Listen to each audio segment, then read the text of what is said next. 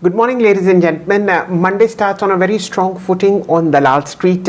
Not only do we see a deep shade of green across the board, the momentum is getting better and better as bulls get a confidence from macro positioning on the Indo-US trade deal, as also strength coming in across Asia. Now, will this last? How will the move be met with selling pressure over the next couple of days? Only time will tell. But for the moment, let's analyze the market with Mr. Kshitiz Mahajan, CEO of Complete Circle. Complete Circle is a PMS provider and has been in the market for the last 5-7 years or so. Good morning to you, Mr. Mahajan, and a very warm welcome. How are you reading sentiment at this point of time on Dalal Street? Lots of clarity, 3 or 4 major events out of the way. How does it look to you from now on? Well, good morning. I think it's a good day to have a discussion. Everything is in green. So I as a house, we very strongly feel that, whatever negative was priced in and markets have already discounted that, and all the positive news are around the corner now. We have trade deal with EU, trade deal with US, everything is there. I think one last trigger is once you'll see Ukraine-Russia come to pause, that will further push the markets. I think the entire global, that will further push the markets, and that might push commodity downwards. Maybe gold and silver might see some correction there if this news will come, and my sense is that will also come very soon. So we as a house believe that Indian equity markets have not been doing that great for the last 1.5 years, and this is a very good time when one can start stepping up. But at the same time, please ensure from your side that the expectation for market should be reasonable. We were not in a phase where you have 12-13% of nominal GDP. Right now, we are around 7% of GDP, and inflation, let's say 2.5%. So you are at 9.5-10%. So you have to taper down your expectation. So those years have gone where you can expect 18-20% return when there's enough money coming from global markets, and it was raising the share market prices. So I think the right expectation is with a good mix of portfolio, 11-12% compounding if you are getting is the right amount of expectation. At the same time, yes, India still throws a lot of opportunities across the board, and you have to do the bottom-up picking. There'll be a lot of sectors which will gain from this deal, but at the same time, you have your financial capital markets which will keep on doing well. So overall, we are constructively positive, but at the same, whenever you decide on your allocation, do calculate your risk and do a goal planning and do asset allocation. 3 things you do, and then you put the money which is deployed for equity in equity market, and from here onwards also take good amount of 8 to 10 weeks to deploy some money. Right. Mr. Mahajan, at this point of time, we've had a very strong view coming in from the Reserve Bank of India, which announced the credit policy on Friday. Given the strengthening bond yields, how do you see the banking space over the next maybe 6 to 8 months, or maybe a little longer? Very, very strong data flow coming in from the State Bank of India overnight, pointing to fairly strong credit expansion. How do you see the banking space, and what are the representative stocks that you have in your PMS from the mid-cap banking sector? Oh, well, very good question. I think that the rate cut yields have not been transformed in terms of the bond yield. Your repo is around 5.25, and our 10-year is around 6.7, 6.8. So this gap can't be at 140, 150 bips. I think it should be around 60, 70 bips. And the transformation is not happening because a lot of dollar movement out of India is there from the capital market as well as from the bond market. I think that's one of the key reasons. And my very strong view is that capital markets will keep on rewarding you on the fixed income side also.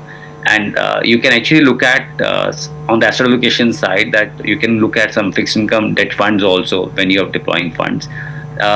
In terms of banks, I think it's a very good situation for public banks also. You have never seen a time frame where your NPAs of public sector banks and private sector banks are in line. Their margins are expanding. We can see from the Correct. SBI results also. And as and when, because there are 26-27% of the allocation of the bank NDTL book is deployed in long-term bonds, as per your the requirement of SLR and CRR.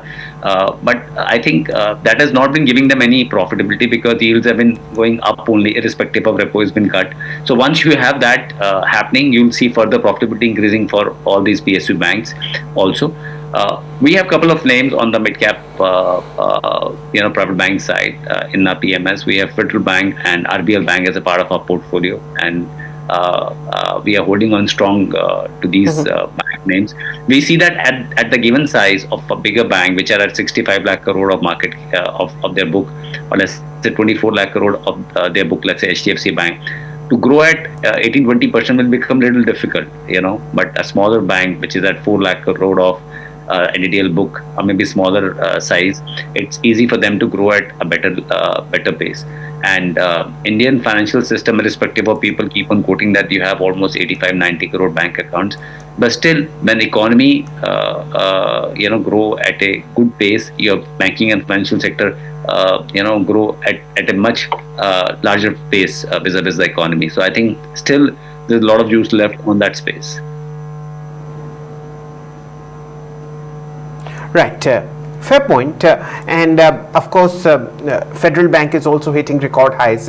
We saw a very, very strong quarterly performance coming in about a fortnight ago. That's been very well rewarded by the market. Banking, in any case, is doing fairly strong. Mr. Mahajan, how about the public sector representation in your PMS? You talk about two large cap private banks, one small mid-cap bank from the old world private sector. How are PSUs, if at all, represented in the PMS space? We have SBI in some portfolios, and then we have ICICI and HDFC Bank. Okay. I think you need a mix of banks, NBFCs, HFCs, custodies, broking and asset management company as a part of a portfolio. And when you define this, you have a theme that financial markets will keep on doing well broadly. Then you make a value chain. What all companies will fit into that and will benefit the most. Then you play on overall across value chain, whether asset management, wealth management, broking, custody, HFCs, NBFCs, banks, PSUs, and private banks. So all category you play, and then you make that basket, and then you see what all things fits the best in your portfolio. So that's how we carve out a structure at our end. And I think all these three banks are capable of growing at 14-15% pace in terms of their earning numbers. So I think one should look at making a basket for themselves, and people who can do it themselves, it's good for them. Otherwise, the easiest way is to look at a mutual fund route or a PMS or AF route, because it's not a OTC product, and we all have realized over last 1.5 years that this is not something which you can do it with that type of fees, what we have done in 21, 22, 23 because of excess capital flow. One should look at how they can benefit from the research engines of various houses, whether it's broking or asset management businesses. And at zilch of cost, you can actually get a portfolio construct for yourself. I think that's a better way to look at and doing things. I understand this perfectly, and it's very well explained that what we did in the 20 months during or post-COVID, a lot of sanity seems to have come back into the market. Mr. Mahajan, how about metals? They've been very, very strong outperformers, although they carry the commodity tag. How are you seeing this sector, including precious metals? Are there any representations at Complete Horizon as far as this commodity space is concerned? So when you talk about precious metals, please understand, the recent rally, I'm sure many people have seen the volatility also. From what prices they've gone to, they've gone 10 times up and then again back to, corrected by 40-50%.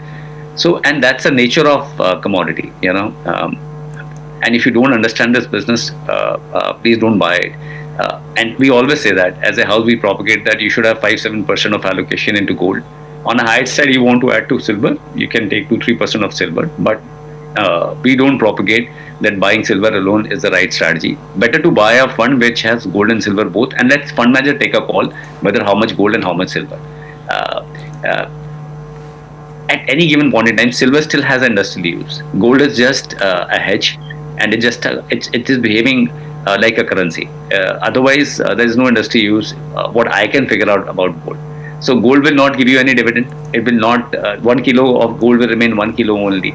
So and when you buy a gold, please understand it sucks a lot of liquidity from the Indian equity market, Indian capital markets, and you have a lot of dollar moving out because you have to purchase gold from outside India. So I think a precious metal, yes, it has our own sentiment values, but my sense is that not more than 5-7% one should hold gold. Your expectation from this metal, just precious asset allocation should be around 8-9% in a long term. Yes, gold will keep on doing good from here onwards also. But if some truths across the world about various escalation will happen, you will see a major correction across these precious metals. On broader commodities, again, it has a clear direct linkage with the dollar.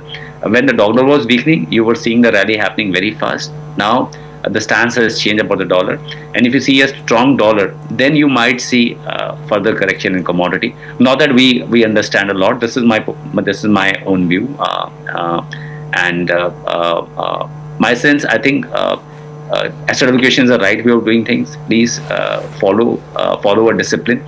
Discipline any day is far better than excellence. If you are disciplined, if you have a routine to wake up early and do some fitness work on a daily basis, it will make you a better and a healthy person rather than just going one day and working out for 5 hours. Same is investing also.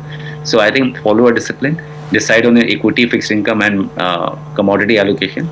And commodity, I propagate that one should have gold in the portfolio, or maybe very little bit of silver. Not at these level for sure, but yes, I think you can do a sip across in funds, and just stick with your asset allocation. Right. These are all very good homilies that we read and hear about, and obviously see them practiced in good quality funds. Here's hoping that the same set of retinue is followed at Complete Circle as well. Mr. Mahajan, apart from metals, what else are you avoiding? Where do you find valuations not in sync with reality and to your own benefit?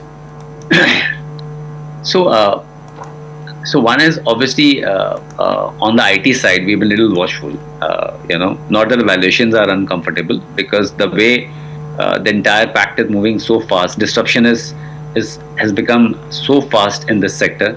So I think we've been a little watchful about the IT sector. Having said that, we have our allocation toward the new age businesses, but yes, we are watching the IT space where we see that yes, once things will settle down, once the new technology part or maybe their new business model will surface, then we'll try to take some allocation. One is that sector. Second sector where we see that that there might be some major changes which is coming, which is on the consumption space. Where we see that there's so much of disruption and so much of competition there on the consumption side. So you have to pick the right spot there, right stocks there. So that's one space which we are been little watchful about what we have to buy, what we don't have to buy. Third, any sector which has to do with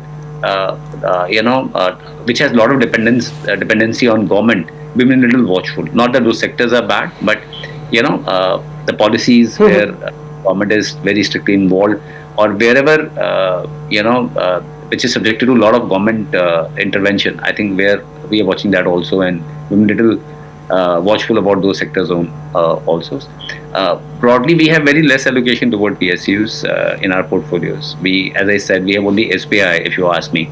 So not that nothing against PSUs. All I'm saying is that maybe risk reward ratio is not that good vis-a-vis the private sector as we talk. Our key focus are on those 14 sectors where there is a clear-cut PLI, where government is clearly pushing on the private space. So our focus in those sectors, and broadly we carve out a theme for ourselves, an underlying theme. We make a value chain, and that's how we buy and create a portfolio of 25-30 good stocks. Actually, one part of the markets is also about regrets. You don't like commodities, which is a fair point. They are cyclical. Their earnings are based on a lot of global factors. Companies have very high debts, but here is a situation where metals are doing pretty well. And of course, who can forget the kind of thumping that equity fund managers have received from gold and silver over the last 2 years or so.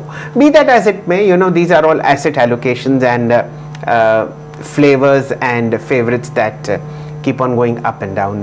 Mr. Mahajan, thank you for your time, and it's a pleasure speaking to you, sir. Likewise, thank you.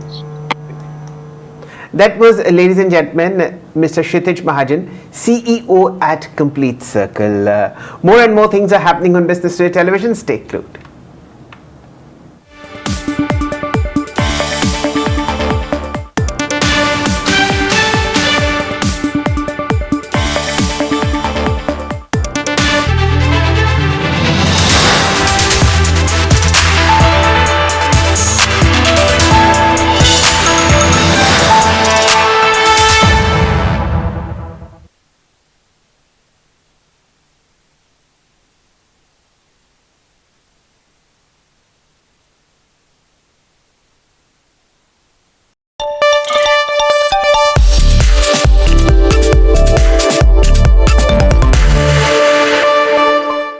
Mohammad Anish, IAS Additional Chief Secretary,